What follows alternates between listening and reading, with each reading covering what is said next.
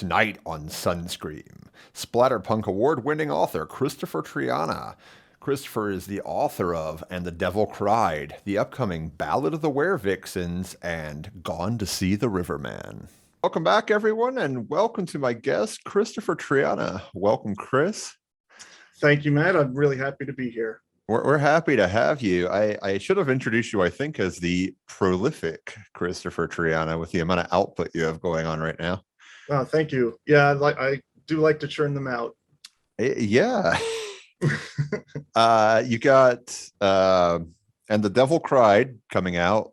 Yes, that'll be sometime this month, July. We had to move things around a little bit, so it's a little up in the air, but it will be within the next couple of weeks. Yes. And you've got Ballad of the Werevixens coming out, which is in your Western series. Yes, that should be out around Halloween. And around Halloween. Yes, and it's the sequel to the 13th Coyote. Yes. I appreciated the advanced read. Yes, good. So, did you enjoyed it? I did. I like a good werewolf story though. So yeah. There's not enough werewolves out there, I feel like. I agree with you. I also love werewolves. They're my favorite of the classic monsters. I love the Wolfman, American Werewolf in London, Ginger Snaps. The Totem by David Morrell is probably my favorite werewolf novel. I wanted to tackle them, but I wanted to do it in an unconventional way. I didn't think anybody needed another, typical Wolfman or Teen Wolf type of thing, as great as Teen Wolf is. So I decided to put them in the Wild West and have them on an epic journey. So it kind of makes sense in the Wild West. Yeah, it kind of does. I don't know. Maybe it's just that the time frame was a little bit more not necessarily barbaric, but primitive. And we also had the Native Americans and all their folklore about the animals and spirits and stuff like that. So yeah, I guess it kind of conjures that same mythical quality. Particularly with Americans and our love of the Western movies in the Wild West. That time period has taken on a mythic quality all of its own. So I think they worked well together. It was interesting because I was rereading Omakatsu's The Hunger, because I just interviewed her while I was reading Ballad of the Werevixens. It's funny because other books do have this weird cross-pollination from various authors from the series, Nell in My Brain. But the similarities are kind of similar, right? With the Donner Party, her sort of thesis almost that either a Wendigo or a werewolf is sort of plaguing the Donner Party and infecting people with that curse. Right. And so it was like reiterating itself to me as I was reading Werevixens. Yeah, I do make mention of it. I don't say that particular thing was involved with werewolves, but there is a character who is she's fascinated with all of these crazy stories of the time, cannibalism and all of the different outlaws, and she fancies herself as one, wants to become one. That is featured in there, definitely. But that is cool with the Hunger, with making it that putting a werewolf in a real life, not true crime story, but a real life, story of horror. So yeah, it was definitely very atmospheric in that way. And you sort of get, I don't know, it creates a sense of paranoia when people, I think, do that to history. Yeah, the alternate history stuff. Yeah, definitely. So as I say, you have quite the oeuvre, I would say. Going blank. Gone to See the Riverman was probably your big success, I think, when people started really sitting up and looking at you.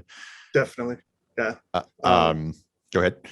I was just agreeing with you. I did get recognition before that in the splatterpunk field. I won the Splatterpunk Award for my novel Full Brutal, and that definitely got people's attention. But when it comes to conventional horror fans and a wider audience of readers, Gone to See the Riverman definitely has been my most popular. Absolutely. So I'll forewarn everybody, as I always do, this is always full of spoilers. So Okay. now is the time to stop, go read everything, and return if you haven't. Yes. I like to do Let's just not give any spoilers about Ballad of the Werevixen. Oh, no. I'm Yeah. actually done talking about Ballad of the Werevixens. Okay. I wanted right. to whet people's appetites for it, as Okay. it were, Yes. not to torture a pun too hard. But Gone to See the Riverman, I would like to get into the nitty gritty on, because Sure. that's been out for about a year now. Yeah, about a year and a half. Yeah, but feel free. I feel like that's fair game. Mhm.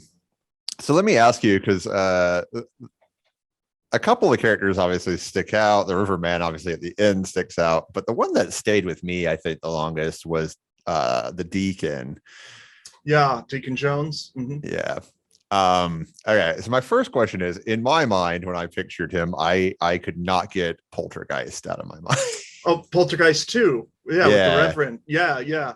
Um, I have to admit that that's almost how I see him too, as this kind of emaciated, creepy old preacher man. There's definitely parallels between the two. I do picture my Deacon Jones character as being taller, and I don't know, like almost like Scarecrow, like really sharp shoulders and everything. Okay.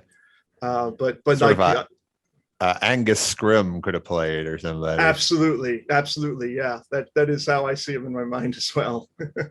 I'm glad I'm on the same page on that. Yeah. Because I mean, you were introduced to him in the strangest of ways. He was just sort of like wandering in the wilderness. Yeah. Uh, He's definitely a creepy character. I wanted to have more more than just the Riverman as far as creepy characters once the main characters get into the woods. Because the woods itself is and the river itself are almost like characters in the oh, book. absolutely. Yeah. I have to wonder, do you yourself have a fascination with true crime? Yeah. I mean, I don't know if I'm as obsessed as a lot of people, but I did get into true crime when I was a teenager, and I started reading books about serial killers mostly.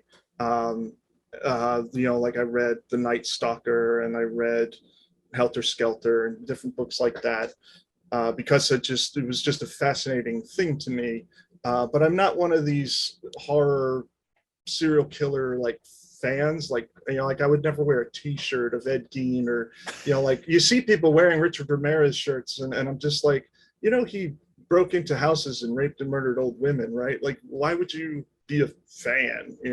So I'm not one of those people, and I'm not like constantly glued to the ID channel or anything. But yeah, I do like the serial killer documentaries. I do like the other true crime too, about heists and things like that. Yeah.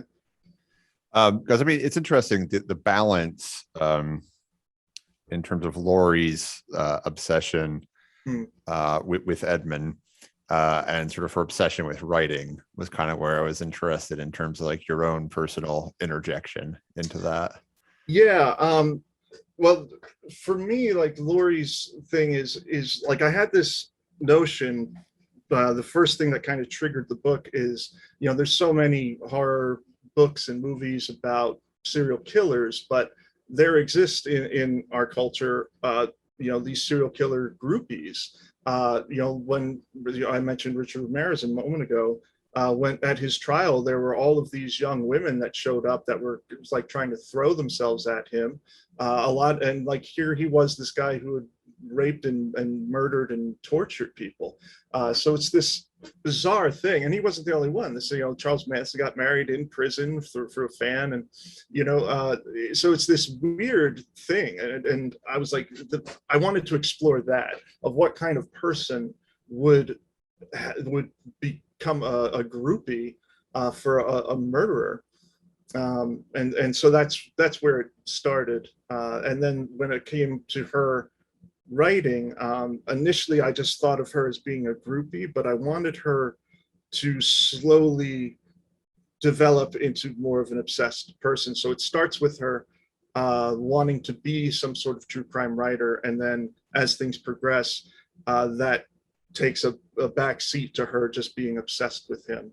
So Yeah, I mean, it's a delicate balance of sort of almost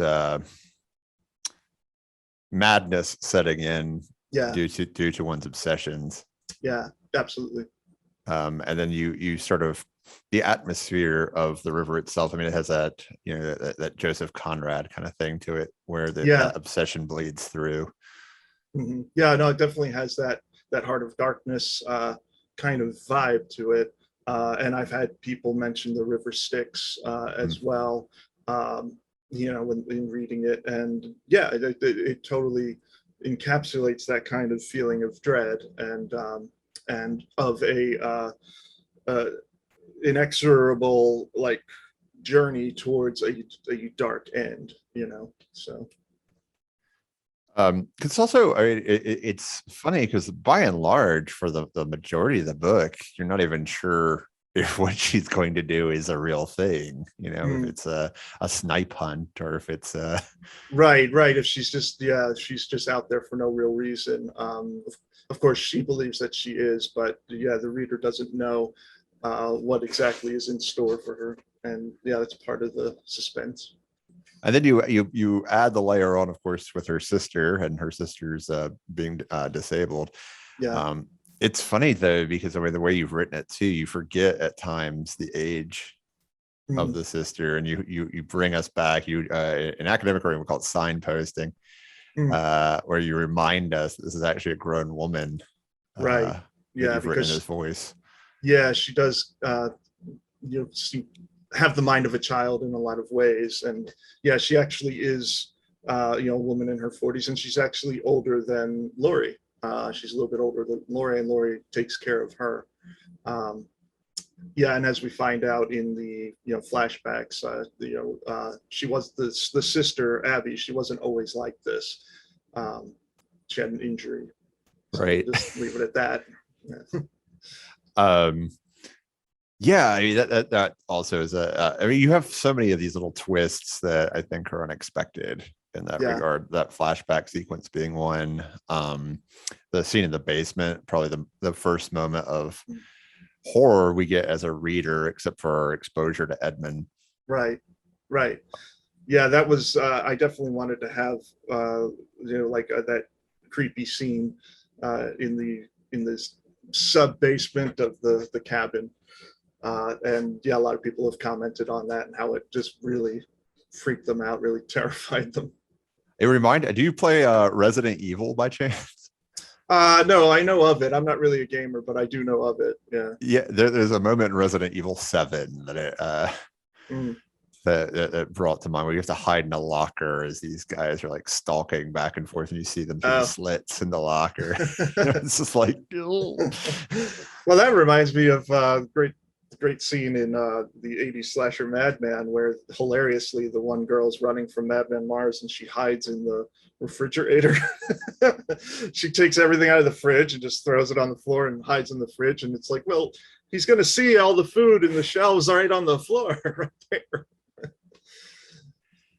it's also a very, for lack of a better word, a tactile scene, a visceral scene. Yes, that's very true. It's very literally visceral. Yes. I don't think the word viscera is used, but you know, it's there. Yeah, it sounds like it. So yeah. Yeah, I mean, and that's I think where this splatterpunk kind of thing creeps back into going to see the Riverman. That and Yeah, the house itself, I suppose. yeah, the Riverman's shack. Yeah. Yeah, those are the two icky moments. Yeah, they're just very grotesque moments, but it's certainly not on a level of some of my other books like Toxic Love, which are very, very goopy and gory. This one's much more Riverman, much more conventional. But you're right, it does have these little hints where it's like, oh yeah, this is the same guy who won the Splatterpunk Award. Yeah. It's funny because we also talked to Daniel Volpe, who writes very visceral kind of graphic stuff, and he was sitting like in his kid's nursery Oh, And it's like the juxtaposition is wild. right. So I have to wonder. I mean, I of course see Jason Voorhees looming over you with the sign to Elm Street, but I also get Batman and such in the Yes. background. So Yes. Yeah. there's a diversity here in your interests as well. Oh yeah, absolutely. Yeah, behind me you can see I have a lot of memorabilia. My whole house is just filled with horror movie memorabilia and such. This particular room has figurines and busts in it, whereas the rest of the house is mostly just posters. But yeah, I'm definitely a big fan of the horror and of Batman, and so yeah, this Batman is a old stand for the VHS tapes from when the Yeah, that's movie the Michael came out. Keaton Batman, right? Yeah. This was a stand in video stores in 1990 when the first Tim Burton Batman came out on VHS, and I put my books in there, the books I've written, instead of VHS tapes, obviously. Are you excited for the Flash? Very much so, mostly just because of Michael Keaton Yeah, I assume. being Batman. Yeah, the DC movies are not what they were when I was growing up. Back in my day, like those were the good ones and the Marvel ones sucked, and now it's the opposite. But I'm going to go see the Flash for sure. So because of Keaton being my Batman again. Well, they also they brought the car back out. I don't know if you saw that the other day. No, I didn't. They did. Oh, that's awesome. I'm very excited for that. Yeah, and it's loosely based. The story is based on a Flashpoint Paradox, which is a really good graphic novel. It's the only Flash story that I really enjoy, and so the more they stick to that, the better it'll be. So we'll see. Yeah, I'm excited to see him return as well. I haven't been. I'm also a DC kid, so I'm a little bit saddened by what I've had to sit through in recent years. Yeah, I gave up on them. I've got comic book movie burnout anyway. Even Marvel, I haven't watched any in a long time. It's just too much, you know. Yeah, we definitely got saturated, especially when you got like Endgame and stuff. Yeah, when they're doing an Ant-Man movie, you just know that it's like there's too much. It's like, really, Ant-Man? Who cares? You know. But a lot of people like the movie, but he was never one that anyone cared about when I was growing up, as far as comic books go. Yeah, I didn't know any big Ant-Man fans. No. Yeah. So yeah, there's just too much. You know, there's one out every month. There's so I want grown-up movies again. You know. Sure. So in terms of all this, you definitely seem like you're an 80s kid, I would say. Mm-hmm. Yeah, I was born in 77. So yeah, I grew up in the 80s, the golden age of pop culture. Indeed. Yeah. And so, I mean, your relationship to horror kind of makes a little bit more sense, I feel like, with what you would have ingested. Yes. Yeah. In that time period. Yeah. Speaking of the golden age, it was really the golden age for horror films. A lot of the greatest, most beloved movies and franchises in that genre are children of the 80s. Yeah. And the whole slasher movie boom as well took place then, and a lot of the great directors were working at the time. John Carpenter, Wes Craven, Tobe Hooper, Stuart Gordon. They were all making movies primarily in the 1980s. So yeah, I absolutely grew up on that stuff, and it became a huge part of my life. By the time I was 12, I knew I wanted to dedicate my life to it. I wanted to just write horror and be a horror writer, just like Stephen King. I idolized him, and so here I am. Were you a famous monsters reader? Yeah, somewhat. That was a little bit older, but I was a Crestwood Monsters series reader. You remember those? They had them in schools, that they had like the orange spine, and they were black and white pictures from the movies of like Frankenstein meets the Wolfman and King Kong and stuff like that. And it was like a novelization of the movies, but short and for kids. And I loved those. I actually have some that I've collected over the years. They're very hard to find now and expensive. But I loved those. I loved scary stories to tell in the dark, and any horror comics I managed to find. Like Nightmare on Elm Street had some, Tales from the Crypt, of course, Vault of Horror. Yeah, anything that I could get my hands on, really. So where did it start? What was the tipping domino? Um, I think Halloween had a lot to do with it. Not the movie, but the actual holiday. Although I do Okay. love the movie. Uh, I think that's where it all really started. I just loved Halloween and just the celebration of all things spooky and pretending to be something you're not. I really loved that as a kid.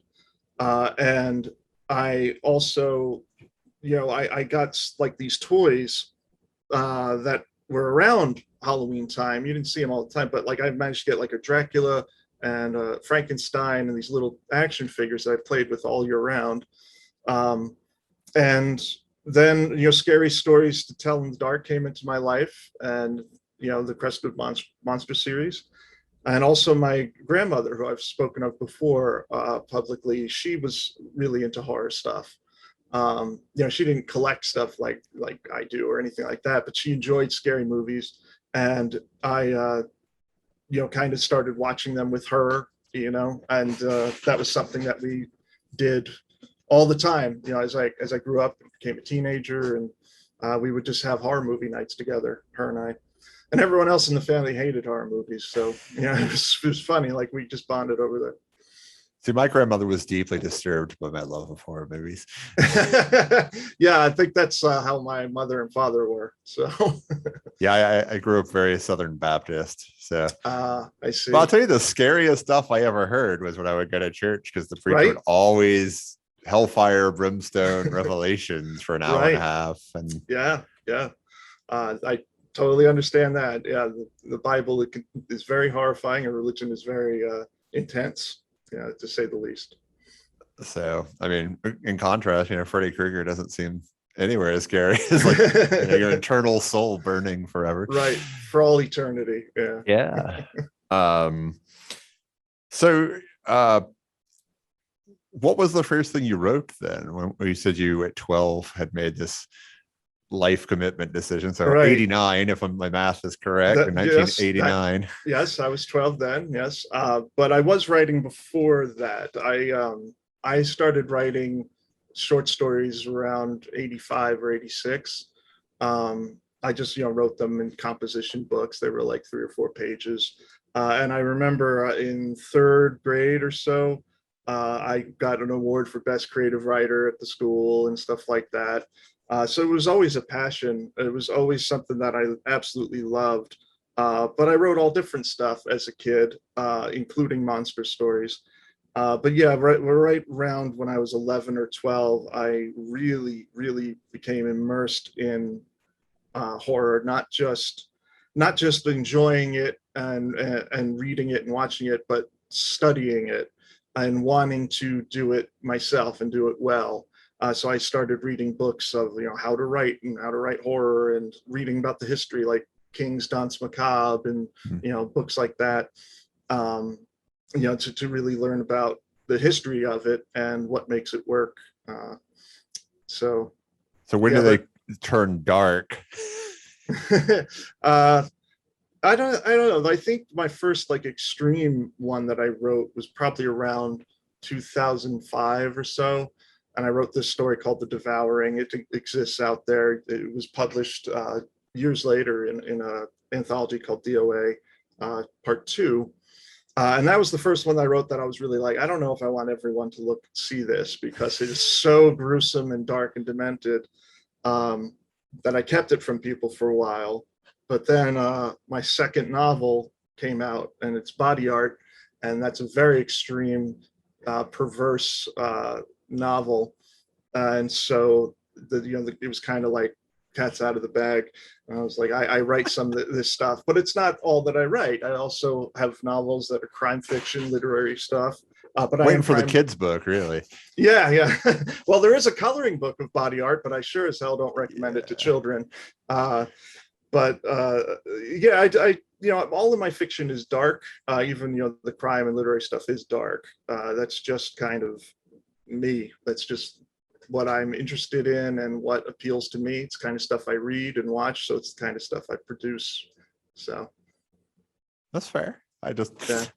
I'm always just curious of finding if there's like a moment where people's like pinpoint that was like a self-discovery more than a choice, if that makes sense. Yeah. I mean, that's definitely true. Around that time, when I was 11 or 12, I started writing my first. I thought of it as a novel at the time. It turned out to be like 25 pages, but it's a lot for a When you're 12, 12-year-old. that's a novel. Yeah, right.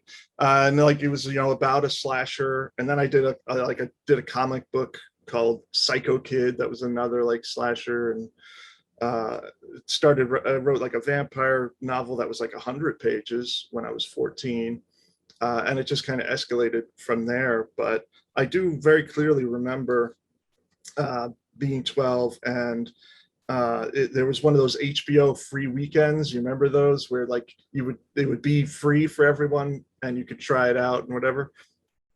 Pardon me. And I remember they had a Tales from the Crypt was fairly new. There was only like 2 seasons, but they played a marathon of it and I taped it. And they also played, because they were new movies at the time, they played Halloween 4 and Jason Takes Manhattan. Okay. And I had it all on this tape and I watched it, all of it over and over and over, and just completely fell in love with it all. And I think that was when I really became obsessed with the genre and wanted to get as much as I could of it and contribute to it as much as I could, dedicate my life to it. So in terms of, I'm curious too, when I talk to people, how they want to classify themselves, because horror is to me this enormous umbrella. Definitely. And one of my favorite memes is the Jack Nicholson as Jack Torrance kind of face when people say I don't like horror, right? Because it's usually this like, well, that's a very broad statement. It is. It really is. Yeah, because there's so many subcategories of it. Some people say they don't like horror, but then they enjoy thrillers. They'll treat Nightmare on Elm Street like it's stupid, but then they love a movie like Seven. It doesn't make sense to me. Yeah, we've talked a lot on here about how the word thriller even came to be, in terms of rebranding around Silence of the Lambs. Yeah, that's true. Yeah, because that's like the only horror movie that ever got an Oscar, for best film, I believe. Right? Shape of Water. Oh, did that get an Oscar as well? Yeah. Best picture? Mm-hmm. Oh, I didn't know that. Okay. And God, name is escaping me. Just won the Palme d'Or horror movie, a body horror movie, actually. Okay. I just remember for the longest time it was like Silence of the Lambs was the only one, like when it got the award and everything. I mean, it was literary. It was like Books a Million and that sort of those stores that are now pretty much defunct kind of got together and rebranded the genre and moved a lot of Stephen King into thriller. You also get King writing as Richard Bachman around that time period to books like The Long Walk. And so you see that bifurcation happen in the genre, and you kind of laugh because like, well, Alfred Hitchcock, anyone? Right. Psycho, enormously successful, horror movie that he did, and then he'll have other stuff that's equally terrifying, like Rear Window or Vertigo, and they're not considered horror the way Psycho is. So yeah, it's this weird fine line. Same thing with a lot of the sci-fi stuff, like Alien, Predator. They're horror, they're sci-fi, but they're horror. You've got skin bodies hanging from trees. You got monsters bursting out of people's stomachs. It's horror. Well, I mean, the tagline for Alien, right, was "In space, no one can hear you scream." Exactly. Yeah. Exactly. That sounds like horror to me. Yeah. Whereas on the other side of it, I've talked to a lot of authors, particularly last October, who wanted to be labeled as dark fantasy. Yeah, I think of with that. I think of stuff like, I don't know, Legend and the Dark Crystal, stuff like that. Fantasy, or even Game of Thrones. Game of Thrones is a great example of truly dark fantasy. I've never been one for the whole sword and sandal kind of stuff, dragons or anything. But I definitely see where some people would classify themselves as that. Like there's a great writer, Tim Lebon, who has done a lot of dark fantasy. He's also done horror, which I really, really like his horror stuff. But the dark fantasy, I think he's done a little bit more of. And so, yeah, I guess like that's that kind of classification would fit him or some of these other writers like George R.R. Martin. Yeah. Because one of the things I think about is one of the movies I saw way too young was The Sorcerer and the Sword, which is one of the Conan movies. Oh, yeah, yeah. Okay. Which I think I saw when I was 7. It's great when you have that first, you're like, I think everyone remembers, like that first 1 or 2 movies that were just way too intense for their age. But retroactively, you adore it as a horror fan. Like I had the movie Cobra with Sylvester Stallone, which is a slasher in so many ways. Like he's not going up against like, bank robbers or something. He's going up against the night slasher, this guy who's, killing for the fun of it. And you find out that he's like the head of a cult. And that horrified me as a kid. I was a little kid when I saw it. I was like, wait a minute, people kill not just because they're robbing or stealing or whatever. They kill just for the joy of killing because they enjoy it. Like that freaked me out big time. Same thing with Predator, was like the gore in Predator was way too much for me when I saw it. But my dad figuring, oh, it's Schwarzenegger, it's Stallone, it's just going to be action, shoot 'em up. He didn't think anything of it when he allowed me to watch it. So in terms of the Venn diagram then that creates horror, where do you place yourself? As a writer, you mean? Yeah. And then also, I guess, supplementally as a fan. Just horror. I don't think of myself as an extreme horror writer, or even though I've done a lot of that. I think that's very limiting to give myself that kind of classification, because I have written thrillers and I have written science fiction horror and things like that. So I don't want to kind of put myself in one little cube. I'd rather just be a horror writer, by and large, anyway. And I think the same goes as a fan. Like I love John Carpenter's The Thing, but I also love a Serbian film. Like there's big difference there. See, that's the T-shirt I want to see you wearing. That's quite a statement. I love a Serbian film. I do. I know it's quite a statement. It's a very, very controversial film. I've never heard anybody say that. I really hear people even owning up to having watched it. Oh, I own it. Yeah, I really, really like that movie. And why? Because I think it's very well made and well acted, and it is well acted. I will concede that. It's incredibly shocking. It does not hold back anything. No. I like the bravery of the people who made it, and I, although I certainly am not a fan in real life of the types of stuff that it portrays. As far as a horror film, I think it's very effective, much in the way that Martyrs or Inside, these other extreme horror films are. I like extreme horror, and that extends to films. So. Yeah. Huh. Yeah. I'm going to pause on that for a second and process. No, have you ever seen? There's a more obscure one called. It came out before it. It's called Murder Set Pieces. I've heard of it, but I have not been able to get a hold of it yet. Yeah. Okay. I actually I have a signed copy of it. Okay, so you're guilty too of like. I back in the day, I was my dissertation in school was going to be on the aesthetics of violence.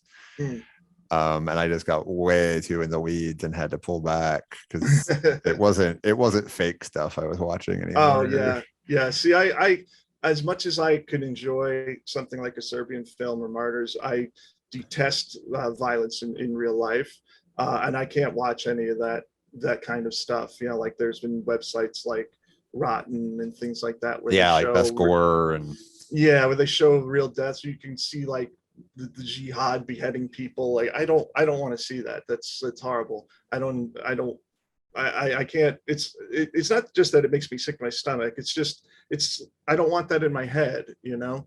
But when it comes to stuff that isn't real, it doesn't upset me. You know, I respect the people who made it and were able to go to those extreme lengths, as they did with the Serbian film, where they were like, we're going all out with this. And I also like respect that film because what it was, the political statement it was making about Serbia itself, you know, and how they were pushing so hard against the censorship, you know, how most Serbian films are had to be like very Disney. So there was kind of like an anarchic protest at the same time. So I respect it on many different levels. And, you know, a movie like Martyrs was very hard for me to watch because I don't like watching torture, even if it's fake. And there are some movies that I think are just torture porn that don't have a good story, like the Hostel movies. I don't really like those, but Martyrs had a real point to it and was a very good story. And so I endured the torture scene because I appreciated how ingenious the story was and how well the film was made. And for those listeners who might want to check them out, Martyrs and Inside, you want to watch the original French versions. There are American remakes. The American remakes are not worth your time. Yeah, we always encourage the original here. Yeah. The other one I would ask you about then is if you've seen Sallow.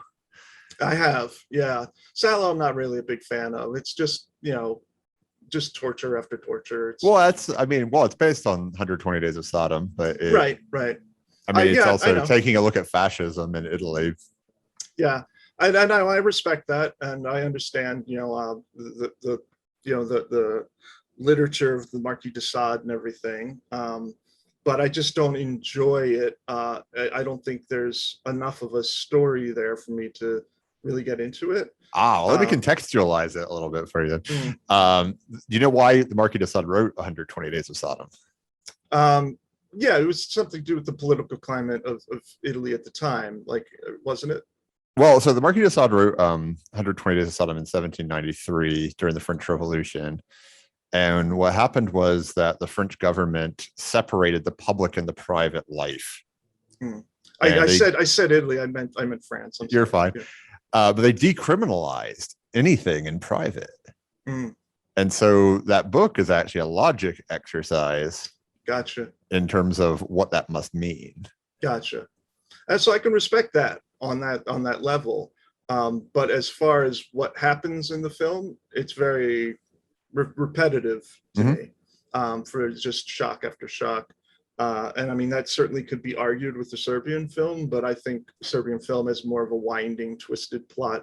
And it's almost, and I'm sure people crucify me for saying this, but it's almost Shakespearean in its tragic finale. It's like, you know, it's very like Hamlet, where it's like every tragedy you can imagine happens, every bad thing, you know, and I like that in some movies, you know, like, I mean, Titus, you say Shakespeare, Titus Andronicus is pretty horrific at the end too. Absolutely. But you know, you look at Hamlet and it's like everybody dies, you know, it's just and not everyone dies in the Serbian film necessarily, but no, those are horrible people make out fine.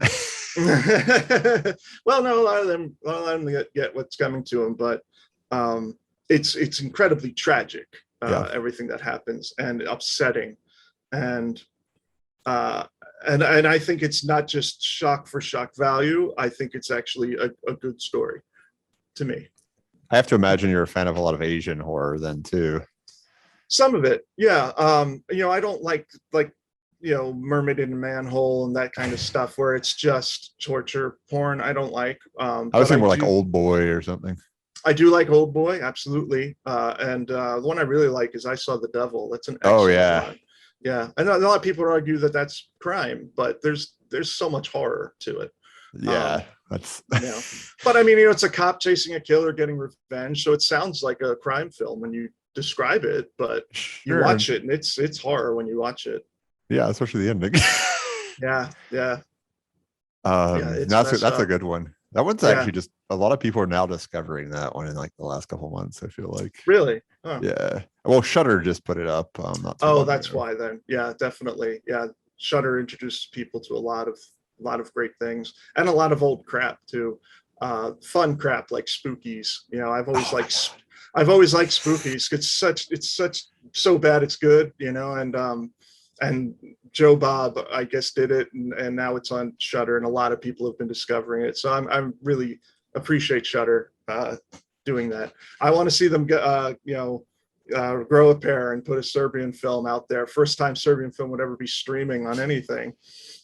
So I'm calling you out, Shudder. Let's do it. Oh no, I don't know if I mean, well, because like Irreversible has been on things, so there you go. Yeah, that movie's horrifying. Yeah, you know, like it's, you know, maybe not as extreme as a Serbian film, but it's very extreme. Same thing with the Human Centipede. It's extreme. Yeah. It's extreme and disgusting, and you know, it's horrible. In a good way. You know, That's one I can't get is Human Centipede.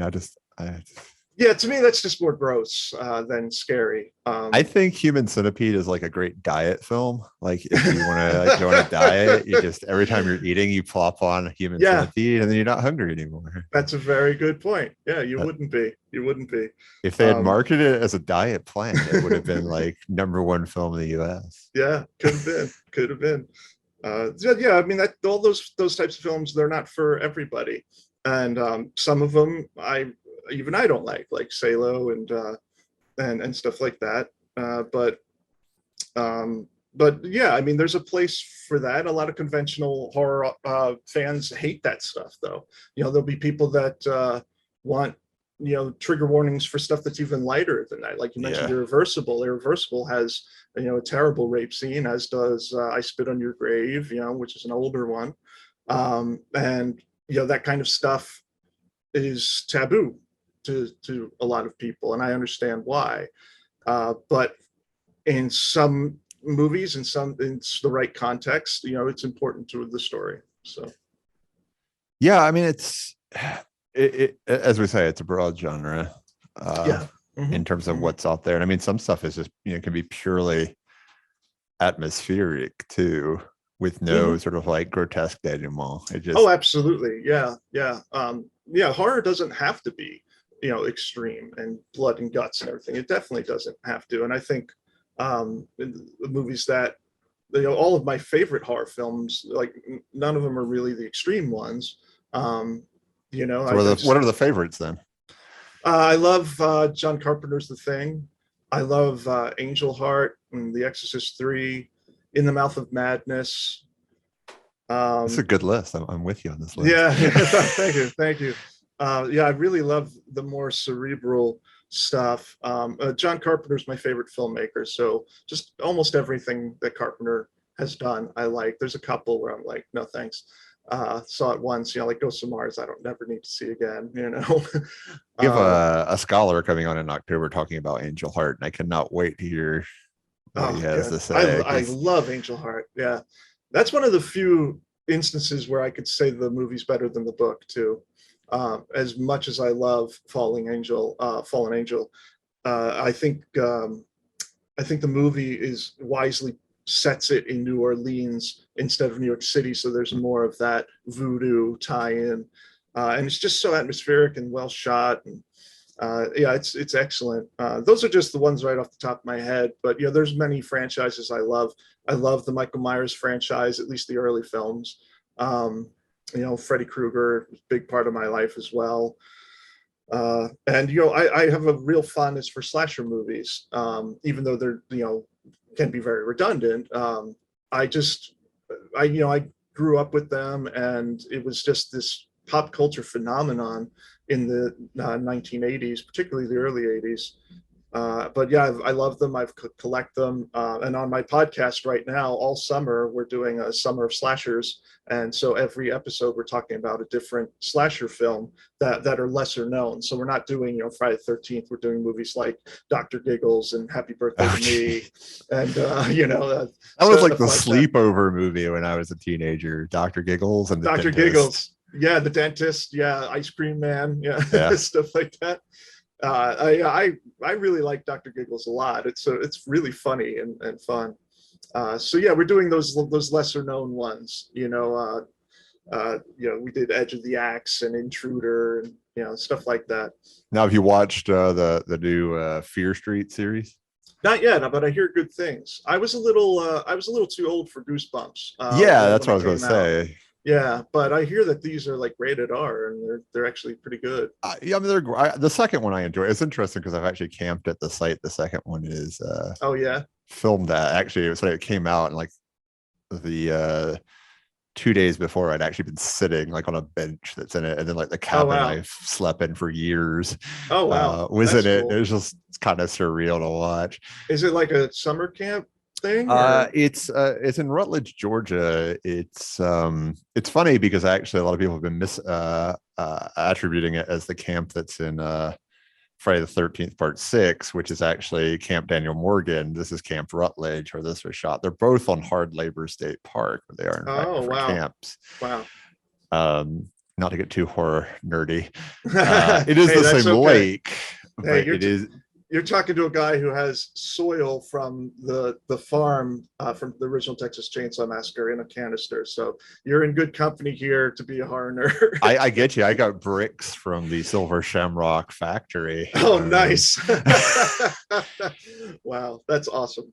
But I've been seeing it misattributed quite a lot of late. But I think that part was the best part for my money. They solve the ultimate horror conundrum that, as an author, you don't really have to deal with as much as they do in film, which is the cell phone conundrum. Right. Because, it ends in 94. So they're set, the So most we had was pagers. Yeah. One of my more recent books that that I wrote with Ryan Harding's collaboration called The Night Stalkers, as in stocking shelves. And we did that too. We set it in 1992 because it's more of a siege novel, like Assault on Precinct 13, except at a grocery store. And if they all had cell phones, it would be over very quickly. So yeah, we did that as well. And there's other reasons. I don't want to give it all away, but there's other reasons we picked that specific year. You're seeing a lot more horror set in the 90s, just in general. Yeah, well, everything comes in cycles, like that kind of nostalgia, like for 20, 30 years ago. Like in the 1980s, we had all these movies like that were focused on the 50s, or even in the late 70s, where we had Grease and Happy Days, and now like if everyone's been into the 80s for a while. So yeah, 90s is starting to be the next nostalgia. Yeah. But I mean, it also just solves that problem. I think of all these movies that came out during COVID and the initial quarantine, that movies like Porno or something that solve that problem. Yeah, there are ways, like that the phones could be taken away or the service could be destroyed, whatever. I've written many horror novels and have worked around the cell phone thing, so it can be done. Well, I feel like with yours, people are in areas where reception would likely not be best. That's true. I'm the one that I'm writing right now. To be fair, the one I'm writing right now takes place in 2010, but it takes place in rural Oregon. And I remember in 2010, I went whitewater rafting, and no one could get cell phone reception because it was in the middle of nowhere in Maine. It was up in the Forks. So these places do exist. It's not just, it's just a lazy cop out for a horror writer. There are these places where you step to the woods and no one gets a signal. Oh, yeah. I mean, I live in Lincoln, Nebraska. There's streets I drive down and I lose signal. Yeah. I'll be on the phone in my car. Yep, gone. Yeah. You can put a Jeff Bezos in space, but you can't keep my cell phone. No, can't. See, you got a new joke in there. Yeah, very timely and very cringy. Topical. Yeah, and cringy. Oh, very cringy. Yeah, he could have stopped child hunger, but instead he went to outer space. So yeah, but he made his own deal with the Riverman, clearly. So there we go. I guess so. I guess he did. Yeah, it does seem like one, I have to say. Yeah, it seems like he's made some kind of deal with the devil or something, being the richest man on earth and being notoriously bad to his employees. So what in terms of the Riverman, if I can return to that really briefly, absolutely, what kind of creature is he? Because you don't state it, so I'm curious as to, you probably were like, I don't want to answer that. What do you see him as? I do see him as kind of not the devil, not, necessarily from hell. I see him as kind of his own thing. Definitely human in ways, but has surpassed that and is a supernatural force that is kind of like the embodiment of temptation and what you're willing to do to get what you want. And of course, there's a lot of Southern, like Mississippi blues was a big influence, and it plays a big role in it. And of course, we have the whole Robert Johnson story of how he sold his soul to the devil to be a great guitar player. And so he kind of is an amalgamation of those things, I guess. Another one of these movies in the series you're doing on your podcast would be Wishmaster. Yeah. Not necessarily a slasher, but it could still be covered. Very good movie. And you know what's funny with that film is Bruce Campbell talked about, when Stallone did the Expendables, and you got all the stars together. Bruce Campbell's like, "Oh, we need to do like an Expendables of horror with all these people." I was like, "Well, we kind of did that with Wishmaster, really. I mean, think about it: Robert Englund, Kane Hodder, Angus Scrimm, Tony Todd, everybody is in that. Reggie Bannister from Phantasm. Like it's got like so many cameos in it, and it's a fun movie." And part two, Wishmaster 2, I think it needs to get more credit as a queer horror film, much like Nightmare on Elm Street 2 gets that kind of credit, or The Lost Boys. If you haven't watched it in a while, revisit it and you'll see what I mean. Yeah, it has a lot of queer elements to it. Write this down. Yeah. I had not thought about it in that way. Yeah, you can. It's subtle, but it's definitely there. I've talked to other people about it, so it's not just me reading into it; it's others as well. Is that the one? I get them confused. Is that the one with the jail scene where he tells his lawyer to go fuck himself, and then he actually does? I don't. Wait, no, yeah. I think that's it. Yeah. Okay. I think it's actually been a while since I've watched it, so. I think so. That's actually the scene that sticks out to me the most of all of the Wishmaster movies, even more than anything else in them. It was so strange. And then my adolescent brain trying to work out the physics of how this is even possible. Even now you're just like, that's not a thing. Yeah. Horror. I'm trying to put physics into horror, not a good thing. Just could be sometimes, depending on how it's done. Like John Carpenter's Prince of Darkness relies heavily on physics, and I love that film. There's Coherence is another really good one, and I've certainly written it in some short stories. One of them being Skyscraper, which is in blood relations. It deals heavily with physics. The one that drives me nuts is High Tension. Yeah. That one does kind of bug me too. It's like I appreciate the twist, but when you watch it retroactively, knowing the twist, you're like, this is impossible. Yeah, and it's become like this high cult status horror film, and I just don't understand why. Yeah, I do love Alex Aja though. He's done a lot of really good stuff, and he's really brought the gore. And his remakes of things, I think, have been some of the rare good ones. Like Hills Have Eyes, I think is fantastic. Piranha I enjoyed very much as well. So your writing too, I mean, it's interesting because it does, speaking of this relation with film and stuff, you do have a cinematic sense about your writing, which different people go different ways. Is that an intentional thing? Do you think it's related to your own sort of like growing up watching these horror films with your grandmother? Yeah, I think it's probably the influence of all the films, and I do have a massive collection of DVDs and Blu-rays. I'm very passionate about the horror films, but I am with the books as well. I turned my dining room into a library because I wanted that more than a dining room.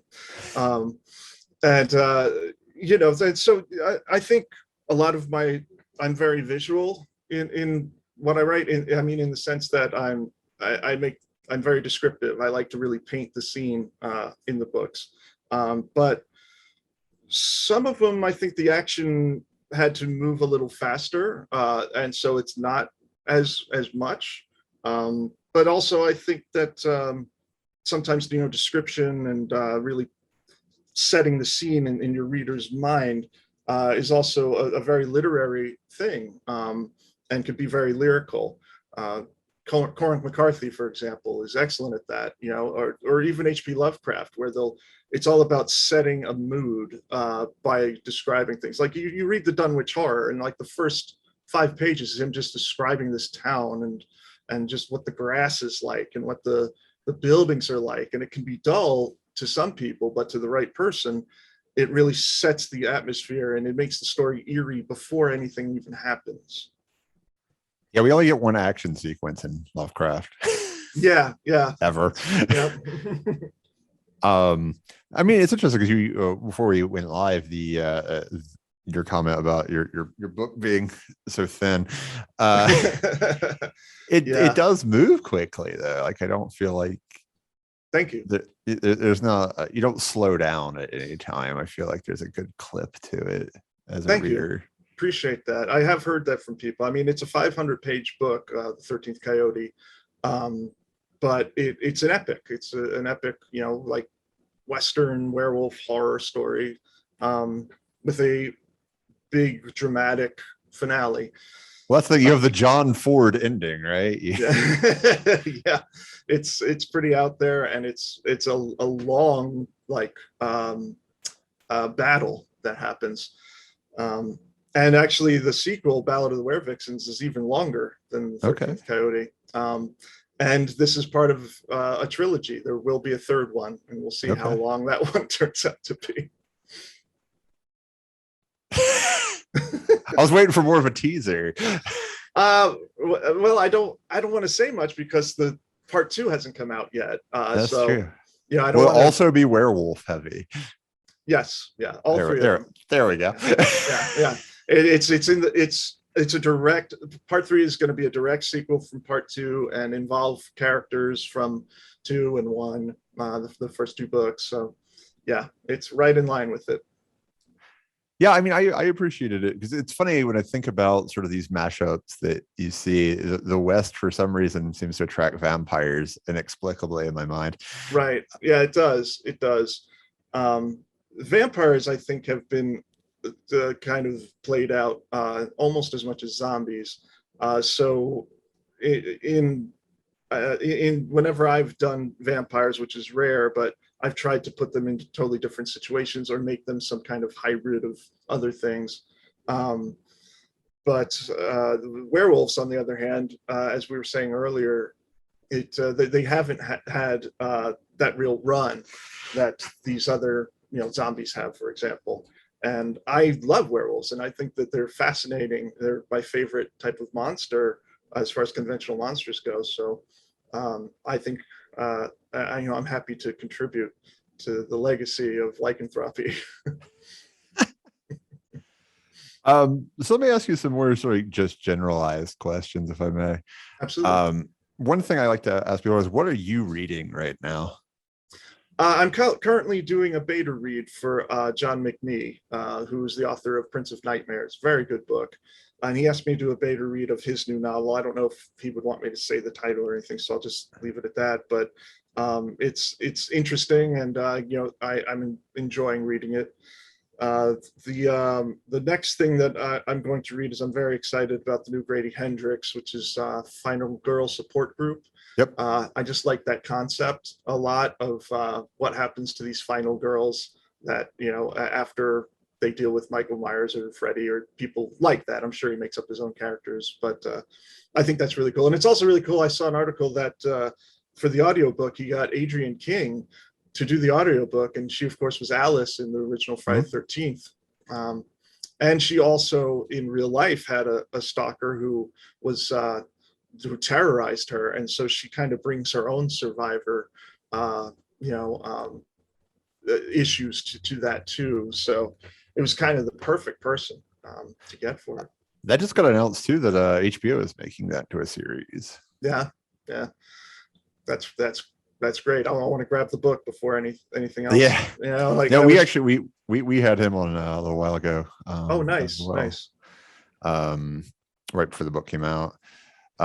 You should also, if you can, try to snag the trading cards. Oh, I didn't know there were trading cards for Yeah. it. Very cool. Which I thought was a neat concept. Yeah, In terms of I've tried to incorporate little things like that with some of the package giveaways that I yeah, you do. did the key. Yeah. I did a Riverman package that came with a brass key, because in the Riverman, of course, Lori is searching for a key to bring to the Riverman as part of her quest. And and I've done things with stickers and buttons, and like, when 13th Coyote came out, I did one where you get the book, a sticker, a button, and also werewolf fangs. And they're just like the plastic, glow in the dark vampire fangs, but it's just fun stuff to kind of add along to the books. And so if you follow me on Twitter, Facebook, or all that, you can find those little things that I do. Yeah, I enjoy those. Rachel Harrison's got Cackle coming out, and she sent me the package for it. It had like a witch's brew tea. Oh, nice. Very cool. I thought that was kind of fun. Very cool. She was telling me that she had like gotten this wedding company to do it. And she's like, I don't know what they think about me, but I don't care. That's awesome. Yeah, it's always fun to do stuff like that, tie-ins. Yeah, you end up having to do like these little art projects, right? Yeah. And the readers really enjoy it. It's like another collectible thing. And so it's just fun for everybody. Well, because I know you guys live and die by pre-orders in some ways too. Yeah, I mean, that definitely helps. I think a lot of my success I can attribute to all the wonderful readers who've reviewed the books. So I thank all of the Bookstagrammers and all of the Goodreads reviewers and the Amazon reviewers out there. All the Nightworms people. I think that's why Riverman has gone out as much as it has, because word of mouth is really what did it. There wasn't heavy advertising on it or anything like that. It was just word of mouth, and it just spread like a virus. It was great. Careful there. So you know what I mean. I'm not saying a virus is great. So in terms of your writing and stuff, is there any second life of it coming out for you? Is there anything optioned or second life for Riverman or any of your stuff? Yeah, I can't really talk much about it yet, and it's not a sure thing yet, but yeah, there is some stuff happening with Riverman. And I have experimented with screenplays and even comic book format, so there may be some comic book stuff coming in the future with Blue Juice Comics. My buddy Tom Mum, he's the head editor of the company, and he and I have been talking about doing horror comics for a while now.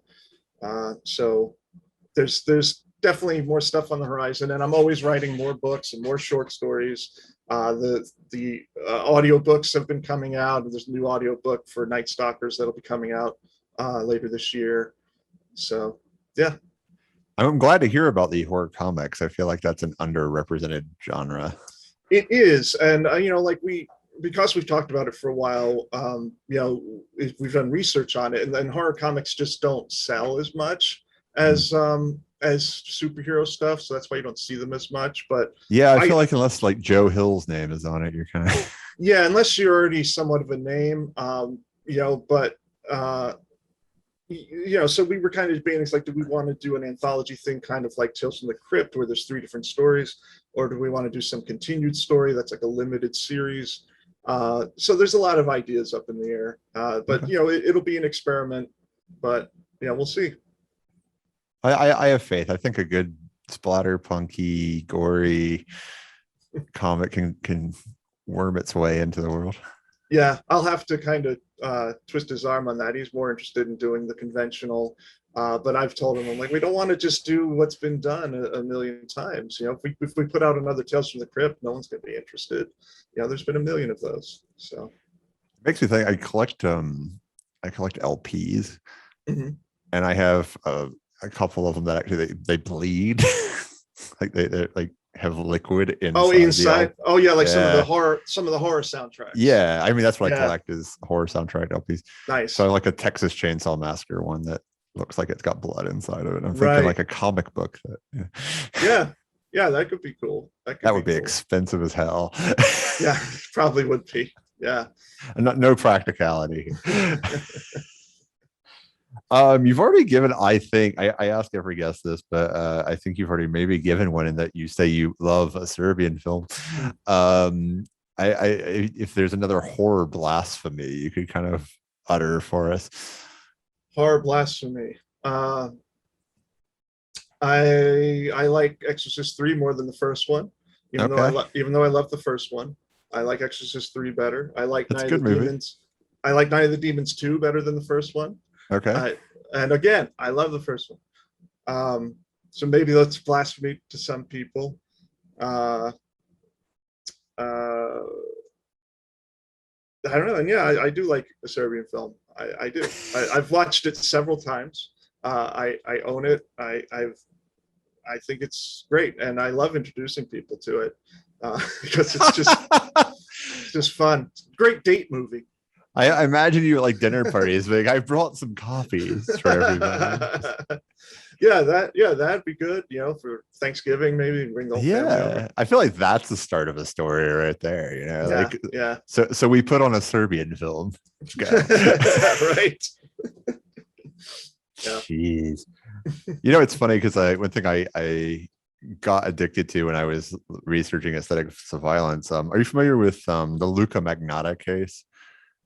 Yes. Oh yeah. Mm-hmm. Okay, so that is what kind of prompted my study because I got addicted to watching people watching it. So I would watch YouTube videos of people watching One Lunatic, One Ice Pick. Yeah, the murder. Yeah. Yeah, and I just have reams of notes. Yeah. And so now, good. Go ahead. I was just gonna say, yeah, I'm very familiar with the case. It became a Netflix thing. Yeah, don't fuck with cats. Yeah, but I read about it before that, and I actually managed to find a link where you could watch One Lunatic, One Ice Pick, and I didn't do it because I didn't want to see that. But I was amazed. I was like, man, this thing's still out there. And you're right. I also saw there's a bunch of videos of just people filming their own reaction to watching it, which is it's crazy. Yeah. I mean, there's hundreds and hundreds of these. Yeah. And I mean, it's interesting because I followed the case in real time. Contrary to what the Netflix documentary kind of pretends about, being very isolated in this little group, being the only people aware of it. Like that was definitely not true. A lot of people were aware of it at the time. But now I watch like people watching the Everly Brothers for the first time or something. But I'm wondering, Brothers? I don't know if I know that. Oh, like if people have never heard them singing or something before. I watch a lot of these like people watching. I was like, people did the Everly Brothers do something I didn't know about? Oh no, nothing that interesting. It's more just like mind numbing stuff anymore to like lull me to sleep. Right. But now I'm wondering, I'm gonna go home and look up on YouTube to see if there's reaction videos to people watching a Serbian film. There definitely are. Okay. Mm-hmm. Yeah. There's a lot of sickos like me who okay to get their friend to sit down and they would show them some of the scenes, watch a little bit of their innocence die. Yeah, watch their mind be permanently stained, like they'll never get that shit out of their head. I remember first watching it and my friend who managed to find a copy for me because it was very hard to find at the time. And I was just texting him. I just remember texting him like, Jesus fucking Christ, Jesus fuck. Oh, I'm sorry. I don't know if I can curse on. Oh, yeah, we cuss all the time. Okay. So, yeah, I was just texting him that over and over. Just Jesus fucking Christ. Because even I couldn't believe it. It was so intense and such a gut punch the first time I saw it. But I liked it. And then I've watched it several times. So what's a moment in film or literature that's like stuck with you and haunted you for the longest? It's like frightened me or just disturbed me. Just kind of wouldn't leave you, like for me, it's the montage sequence in Requiem for a Dream at the end. Like that just has never left me. Yeah, that's really haunting. Absolutely. I love Hubert Selby Jr., by the way, one of my favorite writers. and all of his books are just as dark as Requiem for a Dream. But yeah, that's definitely something that'll stick with you, is the finale of that film. I mean, talk about tragedy. I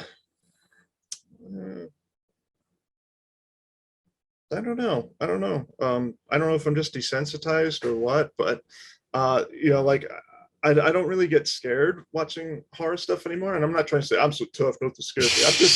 I wish I could get scared. Like I can enjoy it and appreciate it and be like, whoa, that's so scary. Like I appreciate it as a creator. But I think because I'm always thinking about horror and always writing horror, that it doesn't affect me as much. And then I'll watch a movie that's like has like brutality in it, like like even if it like someone getting killed and there's just blood everywhere or chainsaw, and I just laugh. It makes me laugh, like someone getting like their head beat in and it just like bursts. It's just it's just a sickness I have, I guess. I don't know, where it's just like it makes me laugh. So let's check out, if you haven't watched it yet on Shudder, check out Violation. And Violation. Okay. Yeah, I haven't seen that. Be curious to hear if that sticks with you. Okay, I'll check it out. Violation. I'll jot that one down. It's still with me. Like I don't know what I think of it still. Yeah, I mean, there's definitely movies that haunt me, or movies that really had this huge impact. Like In the Mouth of Madness is one of them that had a huge impact on me, wanting to be a horror writer at a young age and all that. And movies like that kind of fuck with like your own idea of self, your own identity. Same thing with Angel Heart. It's like the concept of not of your own self, your own personality being an illusion, or you're not who you think you are. That really is like freaks me out. So yeah, I think those are definitely examples of ones that really haunted me. Also, the Prince of Darkness. This is funny. When I was a kid, I said, my grandmother watched horror movies. We lived with her for a time, and I used to, sneak downstairs, at night and try to watch some of the horror movies she was watching without her knowing. I'd be like peeking, over the sofa, and I saw this scene where it's in a dark alley, and this guy is killed by this crazy looking guy using half of a bicycle. He like shoves the bicycle through the guy. And it just freaked me out. I had nightmares about it. And it wasn't until many years later I became a John Carpenter fan, and I was hunting down all those movies, and I saw Prince of Darkness, and that scene is in Prince of Darkness. Alice Cooper shoves the bike through the guy. Yeah. And I was just like, holy shit, because I didn't know what movie it was from all those years. And that like blew me away. That's like something I'll always remember. Okay. That's definitely fair. Yeah. Well, thank you so much for spending some time with us and talking to us. Oh, thank you, man. I really have enjoyed talking with you. It's always good to, meet a like-minded horror nut. So yeah, I don't quite love Serbian film like you, though. No, and most people don't. And that's fine. I totally understand. I totally understand why people don't like it. I do share the love of Exorcist 3, which has the best jump scare in all of horror. It does. And, it does. Angel Heart, which has the best devil in all of horror. Yeah. And just the atmosphere of both of those films is so thick, so rich. Yeah, they managed to be frightening even when nothing's really happening. And that's a testament to good filmmaking. Well, I'm excited to see. There's just you produce so much, so I'm excited to see where it all goes. Yeah, there's 3 more books coming out this year. Crazy. Yeah. Yeah. Dude, this is what it is. You're just haunted by images, and you don't sleep, and you just write and write and write. Yeah, it's just been an obsession. Either that or Sutter Kane is secretly in the back of your head. Yeah, exactly. That's why you don't turn around. Well, I've always wanted to be him. I wanted to be him. Yeah, he was my idol growing up. So again, thank you so much, and I'm looking forward to seeing what's coming up. And thank you all for tuning in. And as always, stay spooky. Thank you for joining us on SunScream. Tune in next time for Veronica G. Henry.